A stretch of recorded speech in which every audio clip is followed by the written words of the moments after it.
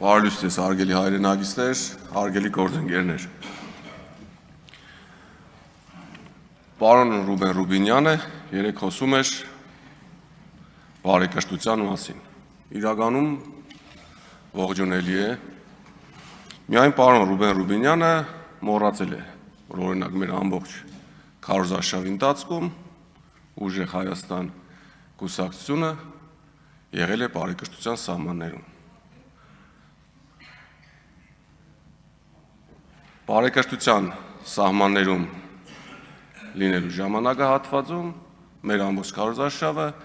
նվիրված է եղել մեր ծրագրերին, առաջարկվող աշխատանքներին եւ միայն ի բարօրություն Հայաստանի Հանրապետության։ Մենք որ ասում ենք մեր ձևով, դրա մեջ մտնում է նաեւ միանշանակ բարեկրթությունը։ Դրա մեջ մտնում է շնորհքով լինելը, դրա մեջ մտնում է համեստ լինելը եւ այլն։ Հաջորդը, ինչի մասին կուզեմ խոսել։ Պարոն Ռուբինյանը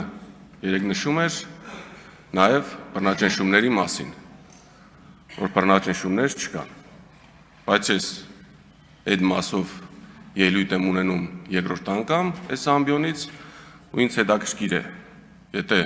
Հայաստանի Հանրապետությունում չկան բռնաճնշումներ, չկան քաղաքական բանդարգյալներ, այդ դեպքում պրիմիտիվ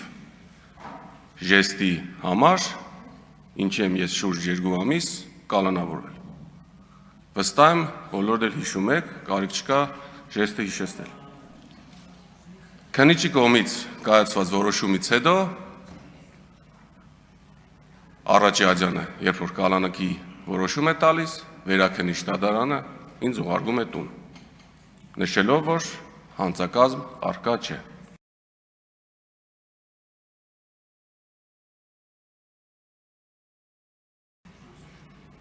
Ի զարմանս նաև ենթադրում եմ ձեզ, Հայաստանի Հանրապետության վճռաբեկ դատարանը նույն միտքն է ասում։ Հոկտեմբերի 20-ից հետո առաջի անգամ հունիսի 1-ին քննիչից զանգ եմ ստանում եւ զարմանալիորեն պարզվում է, որ քրեական գործը կարճվել է։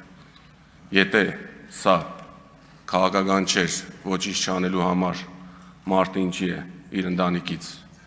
կդրվում շուրջ 2 ամիս եւ իր կալանք կրում արտիք քրեակատարողական հիմնարկում։ Ինչևէ, չենք նեղվում, գնում ենք առաջ։ Ես ունեմ ընկեր Ալիկ Ալեքսանյանը, մեր առաջամարտիկ պայքարի ընկերներից։ Ալիկ Ալեքսանյանի կալանքի ժամկետը երկարաձգվեց եւս 2 ամսով։ Էլի խնդիր չկա։ Մենք մեր պայքարից չենք ընկրկում։ Մենք ունենք շատ ընկերներ, ովքեր կալանավորված են։ Մի բան էլ մոռացա, Հայաստանի Հանրապետության քննչական կոմիտեի նախագահան,